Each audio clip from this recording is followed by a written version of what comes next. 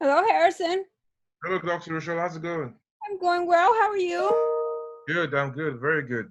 Where are you Um, now? I'm in Winston-Salem, North Carolina. Wow. So you moved back to North Carolina. Yeah, I did. Back in April, Ah, and okay. I was COVID-19 was hitting up in New Jersey. Yeah, I got you. Yeah. So this is going to be a very brief chat 30 minutes. So I'm going to Mm, start by asking you to tell us your name and mhm. anything you want to share about us to help us get to know you a little better. Yeah, no worries. My name is Chukwuka Harrison Okoye. I I guess for my educational background, I studied at the University of Kent in England for my Bachelor of Laws, and I came over to Duke Law to do my Master of Laws in Business Law. I am I was born and raised in Nigeria. I mentioned before that I studied in England, so I moved to England when I was just about 17, and I came over here later on after I finished. So I'm still in the U.S. and now I'm self-employed, running my own company, trying to grow and develop my business. Uh, I have a business called Fastibus, kind of basically a well-being company, and yeah, just trying to ride the wave with what's going on right now in the world of COVID-19, with kind of the difficulties of running your small business in this time period as well. Right. What brought you to the United States? Why? So you got your education earlier in England, and then you came to the United States. You already had a law degree. Is that correct? Yeah, I did. So I already had my law degree, but I'll be honest, I never, I was not necessarily seeking out the U.S. Per se. I had other, I specifically wanted to go to Canada because I was looking at the University of Toronto, but and I was also like applying for master's programs in England as well, like UCL and all of those kind of universities. But it was literally happenstance. My dad was basically harping on about Duke, and you should apply to it anyway. Um, I just thought that Duke was way beyond my reach, and I probably wouldn't get in. So I was a lot of self doubt with that decision. But eventually I did, and so I got in. So it was pretty much just all around based upon just my need to get an education, just to improve myself. Excellent. And so you got a second law degree, Yeah, and that's called an LLM, right? yeah, it is. Yep, Yes, yep, exactly. yep, yeah. And so, how did your LLM help you in what you're doing now with your book and all the other work that you're doing? That's a good question. I think, uh, specifically when I was in England, I just knew at that time that I didn't want to practice law. Uh-huh. I was always having doubts, especially my first year. But my second year, I believe it became much more clear to me that I didn't see myself practicing law. I did some internships at some law firms, actually for one law firm, and I was helping out at the law clinic, like for the pro bono work and things of that nature. I just didn't find the work to be interesting enough. Um, I met a couple of people. I was in England trying to just figure things out, and I tried seeing if I could go into finance. Um, but in all of this, with all of this going on, one of the things I was certain about was perhaps I need to just get kind of a more business oriented degree, and business law was much closer to. I wanted to kind of still study law, but I didn't want to practice it. But at the same time, I was kind of leaning towards something business law related, corporate law, things of that nature. And Uh-huh. that is where the business law program comes in, because when I got to do the robust nature of the degree, it just gave me a lot of options. I could do financial accounting, but also go and read up on maybe structured finance, and then go to startup law and then do a course called the analytical methods. So there was a mix and match between doing like specifically business or accounting related or financial related courses, and then doing something related more towards the law. So uh, that gave me a very good base. Mhm. and it's allowed me transition into what I'm doing now. So, running our company, it's like a well-being company, a well-being brand called Fastibus, and especially the business development skills that I've actually been using so far is just it's just been so great because it's allowed me. I don't have to worry about some of the administrative or legal issues because I can kind of navigate my way around it. And even if I don't know how to do some things, I know what I need help with, and I can identify the issue. And part of the challenge with starting something from scratch is issues pop up. Problems can just arise out of anywhere, not just from a I guess from a business side, but also from a legal side. Right. And the idea is understanding and identifying the issue and identifying the solution. So it's been able to allow me to do both effectively, but and even if I don't know how to do it, get help with doing that. That makes sense. And is it your plan to stay in America, or you plan to go back to Nigeria? Have you thought that through? Yeah, I plan to go back to Nigeria, but I because business is formed here, I'm basically making plans to establish things to such an extent where I can then go back and come back if I need to be here. Right. So I'm not saying goodbye to America in the sense that that's done. I will never be back here because I've kind of established a business here and I'm trying to or establishing a business here. But I want to go back and do the same back home. So I expect to be Going uh, back and forth. going back and forth. Exactly. Yeah. Exactly. And as you have looked through the various things that you've done, so you when you left Duke Law, when you graduated last May, is that correct? Last Yeah, May? I did. Yeah. Yep. Is it as you got your degree and decided what you were going to do, did you find it easy or difficult navigating the way the American system is structured? Oh, oh man, you have no idea. The last year, like, because it's been a year since I graduated, and I just looking back at just the last year has been turbulent, if anything. And I didn't arrive at the place where I am right now just by happenstance. I formed the company back in May, but I actually didn't start doing anything actively. I wasn't even part time yet, with it. I was, kind of trying to build things a little bit and see and figure out the business model, all that kind of stuff. And but my thinking at the time was I needed to get more experience, maybe working for a company in the US or whatever, more related to maybe business consulting or something like that. Because I actually, while I was at Duke, I was participating in this uh, um, business consulting society, and I joined the business consulting competition and stuff like that. So I was always trying to dabble out and do some other stuff. So I still thought to myself I needed to do something more related, in business and just actually get that experience there. Even though I actually had some experience while I was in England, Yeah. but it didn't work. I moved to New Jersey, Harrison, New Jersey. I found this job, uh, air quotes job in Times Square for this marketing agency. It turns out it was just like a glorified sales rep role, and I had very limited time period in which I was going to be in the US, like that 1 year with the visa. And I'm like, I cannot spend my time doing what I know I don't have any longevity in doing. So I was very it limited my ability to experiment. So the stakes were high, but the job market is very tough.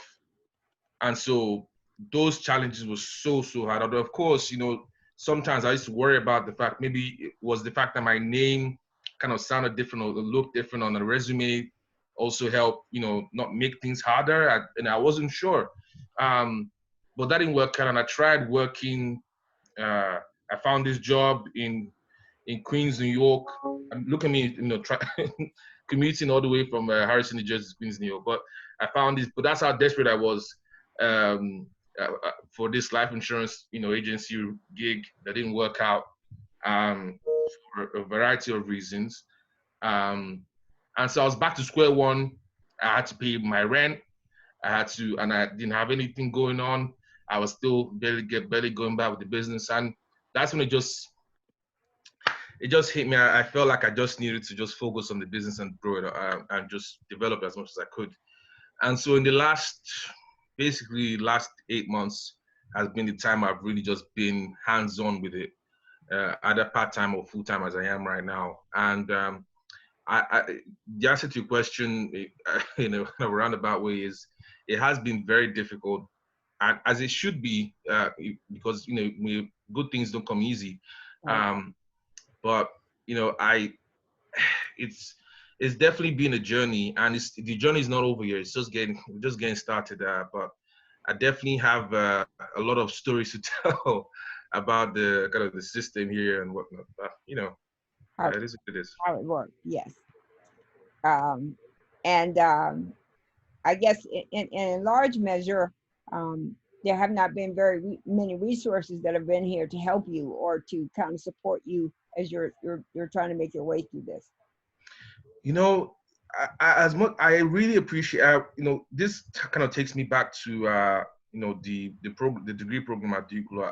As much as I appreciated the opportunity, I always felt as though I wasn't able to use resources from say the business school. Like I remember this instance where I didn't know this was a problem, but I tried reaching out to like the career services at like I think it's Fuqua, a business school at Duke, and it was actually a problem, and I was basically reprimanded, and I didn't understand it because when I was in England, like you could go use a service in another school, it wouldn't matter. It's all about the university. You pay to be there, so all resources are or should be available to you.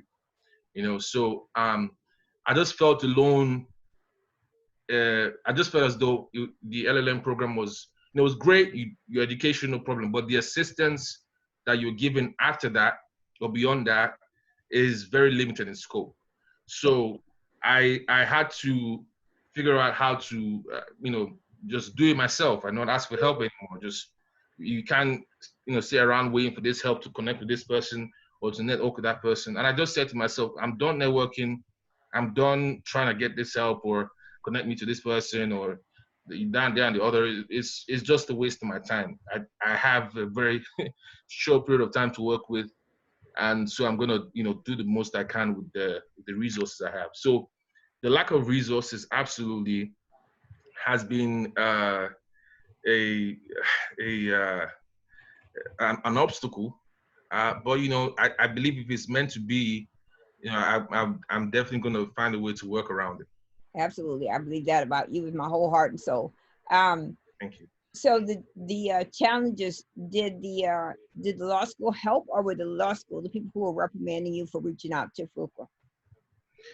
So no, I mean, I just felt as though they knew that they weren't able to do a lot for me. You know, Uh-huh. there were so many things I tried. I tried to even get an internship while I was at the school, and I was told that wouldn't happen. I tried doing this, and just because I was, I'm really trying to do, take initiative. That's the point of being there, is to take initiative and do something, and try something. But I feel as though that wasn't encouraged as much. But don't get it twisted. I mean, I met some professors that were very receptive and very helpful to me. For example, I can shout him out. Professor Lawrence Baxter. He was just he didn't need to help me as much as he did, and even though it didn't work out, I just appreciated that someone was actually maybe willing to put a word in for me with this employer, or introduce me to this person, or just those kind of things. What I felt I didn't get from the kind of the administration, if that's the right term, but I definitely didn't feel like I had that full support. And I'm not just, it's not just me. I know I'm kind of the one of the few law students that actually go to law school, not to practice, but there are other law students that, even though they were going to practice, I believe are going to echo the same, the same sentiment. Is it's some of those structures for international students, I mean, but but even though we pay more, you know, we're not getting as much as the as domestic students, and that sometimes didn't make sense to me. Yeah, I've heard that before. And so I do know that in addition to Lawrence Baxter, former Governor Raskin also tried to help, tried to contribute to helping you find opportunities and all that. How did that work out? Yeah, she definitely did. I mean, I remember one time when what was I doing? I was on my way to the interview in New York, and she called me. It's kind of at the bus stop, and just to introduce, told me that she spoken to this employer. I believe it was an investment firm, and she told me about them, and she introduced me to someone there, and I didn't hear back from the company, but I did hear back from one of the senior execs at one of the offices in London. But nothing really came of it. I've tried keeping in contact with Governor Raskin, you know, actually for a while now, but I'm not sure exactly what's going on that end. But it didn't work out. But I don't expect all all of those efforts to work out. What I appreciate is the consideration, is the effort, is the hey, how's it going? And that part for me is what I appreciated. For, I appreciate that she's done for me. So yeah, I mean, she didn't have to, but I've not been able to keep in touch. She probably is, she definitely is very busy. So yeah, yeah, just leave it at that. Yeah. Yeah, yeah, absolutely. She is very busy. I even have the same trouble. When I first introduced the two of you, it was a bit of much to even make that connection. So she is extremely busy, very, very popular, and very, very influential. So she doesn't have a lot of time. And so she meters out what she can, but she needs to keep her own sanity too. So I apologize Yeah. for that, but she really is a phenomenal woman. No, absolutely. I don't hold it because I can, sometimes I see her on CNBC, or she's at this talk at Duke or whatever. So I can imagine, how much time how much little, how little time she has in the first place. So absolutely. Exactly, and that's why I'm really grateful for the times that she does talk to you. She can respond to you. So Hmm. Hmm. there's that. But don't give up on her. Keep trying, and Hmm. I'm really sorry that that that Duke has not been more supportive and helpful than they could be. And I don't know how the LLM piece works. You're not the first person to tell me that. Somebody I talked to yesterday said she would never recommend any black or brown student to go to the LLM program. I Yeah, I echo that because man, it's just sometimes it's like whoa. Primarily, okay, if you think of it from like just financial point of view, like the international students basically, if not for how much fees we actually pay and whatnot, some of the domestic students wouldn't be able to pay as much, they're much lesser fees. So they charge us the most to compensate for that. And okay, you know what? That's fine. That makes sense. But not giving enough support, because one of the things I mentioned before I came to the school was, hey, I'm not looking to practice. I just want some knowledge of business law, and I just want to get the full picture. So in a sense, I wasn't given all that I believed I paid for. But then again, when I got there is when I kind of realized, what, the kind of help they can give you is limited, because some of the other LLM students that actually got jobs afterwards, where maybe they already had affiliations with some law firms, they were lawyers in their countries, and things of that nature, and the legal market was kind of suited to their skills and whatever, and they already had a network. But when you're coming, you don't have any network, you're first generation college graduate, and I don't have any family in the US, so you can imagine how the well, I say the obstacles you kind of have to overcome before you actually get to your destination. So I just realized, when I realized, okay, this is not going to be favorable to me, I just have to devote my energy elsewhere. But I don't hold it against them. As I mentioned before, the education was amazing. Everything from the kind of education standpoint, the professors amazing. Just the step after that is where I felt we're let down. Well, I hope we were some sort of family to you. I hope we helped you a little bit and we were able to make you feel comfortable whenever you wanted to come over. Oh no, absolutely. I mean, even my parents came over, and every time we speak, we always, my dad or my mom always says, just say hi to Dr. Rochelle for us, and they always send their regards, and they really enjoyed the conversations that they had with you when they came over, because the part of the disconnect between the diaspora, because African Americans are diaspora anyway, and they're people that are still in Africa. It's just that the cultures have just over the years have just changed drastically, and it's harder for for people to connect and connect with the motherland, if you will. So they just appreciated having that perspective because that was their first time in the U.S. They never met any African American before, and in the process of being open-minded, they learned a lot. So it was definitely an enriching experience for them. Yeah, well, I truly enjoyed it immensely. So I was really, really happy about that. So thank you very much for bringing them by to meet us. And, every time I think about it, I always ask, how they're doing and what they're doing, and make sure Yeah, they're yeah, okay. yeah, And yeah. Thank you so much. God willing, we will make it to Nigeria one of these days. I don't know Yeah, when, but one day. yeah. Um, so anything else you want to add to your comments or to this discussion that will be helpful for people who are getting to know you or who will understand your plight in the United States? Um, it's one of the things I noticed when I came over here, and I was thinking about this, before we were about to have this conversation, was just um the lack of, like, when as an immigrant, as a black person, when you move over to the U.S., maybe from Africa or UK, wherever you come, or from Canada, you realize how quickly your uniqueness is, you just blended into black. Right, um like when I was in Nigeria, I'm Igbo, my tribe is Igbo, and I'm Igbo, and then there's Yoruba, and there's this and that and the other. Like, the diversity within the race is very clear, and people acknowledge that. But I realized it first when I went to the UK, is that, oh, you guys are black. It's about race now. So the thing that the how they classify people is not so specific. Is much broader.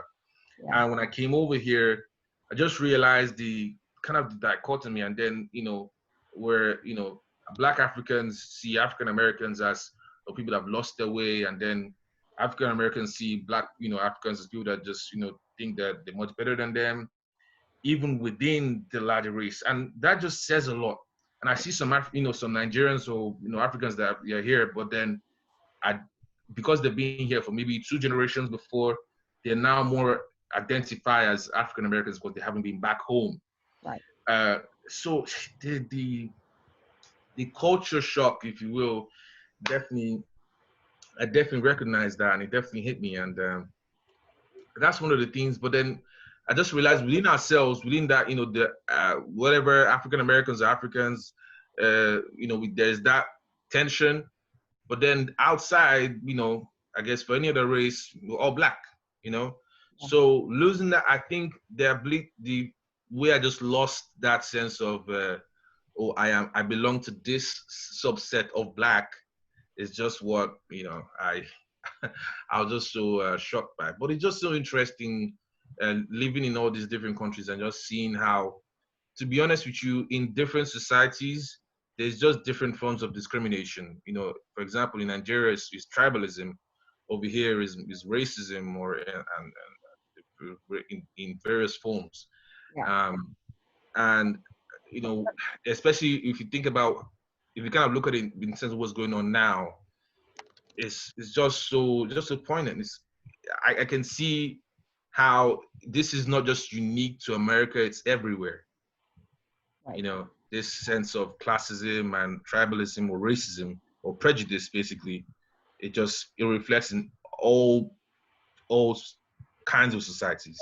Yeah, and I will tell you, I mean, I think that, and I'm only speaking for myself. I mean, I see black people as black people, regardless of where they're from, whether they're from Brazil or wherever. Mm, We're just black people, and I don't allow where their ethnicity is for me to judge or put any kind of label on them. They are who they are. Hmm. Um, so I hope you know that not all Black people see Africans as something different, and all Black people, I don't care where you're from, we all experience racism, discrimination, microaggressions. Everything that you experience, we experience too. Hmm. So I just hope you are able to take from that something that will give you some sense that it's not just you. Oh, absolutely. I just realized how it didn't matter that I was African African black. That it was the same.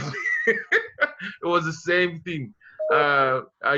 Maybe whether it showed itself with someone just not even trying to pronounce my name properly, or it Right. was man, there's just so many things. But yeah, I always tended to kind of deeper but the depersonalization of black people is what I just definitely noticed. But what I tried to do was not see it as a personal attack if any of us any such thing ever happened.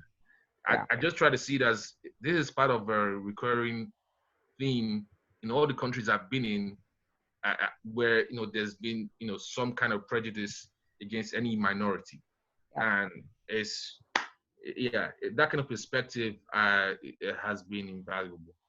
Well, I'm very happy for that. And anytime you or your family are in the neighborhood, once we're past this COVID, please come and see us. Absolutely, we definitely will.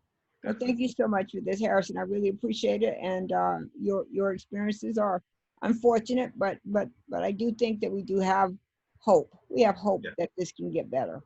absolutely. Thank you so Absolutely. much. Stay safe and Definitely stay in appreciate it. touch. Yeah, say hi to Skip and the family for me. I will. I definitely will. And you say hi to your parents for me too, and tell everybody I said we missed them and we are enjoying our gifts they sent us. No worries.